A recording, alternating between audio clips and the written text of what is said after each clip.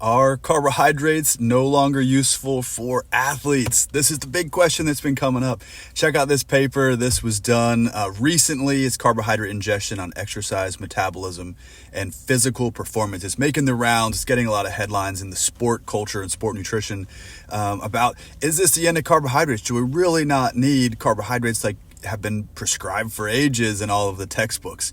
So instead of simply talking about it, what I decided to do was bring in one of the authors. The senior corresponding author is Dr. Andrew Kutnick, happens to also work with us at the Institute of Sports Sciences and Medicine. So we brought in Andrew to do a deep dive into this particular study. And I think at the end of the day, there's actually way more alignment than disagreement. It's just a matter of how it's all being framed.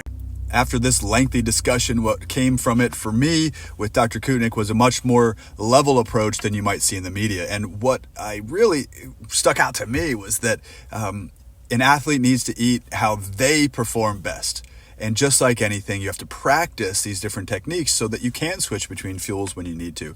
I think carbohydrate oxidation at the high end for elite athletes is still intact in the literature. There's so much backing that up. But what this shows me is that if you're not in the elite category, that you have many options. You can probably cut way back on the carbohydrate intake and just make sure your blood glucose is sustained or maintained while you're trying to compete.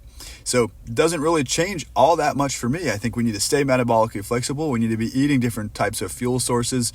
And at the end of the day, perhaps we can get by with a little less carbohydrate than we needed, but still no differences in performance. So what works for you, works for you. All right. Until next time, stay fit.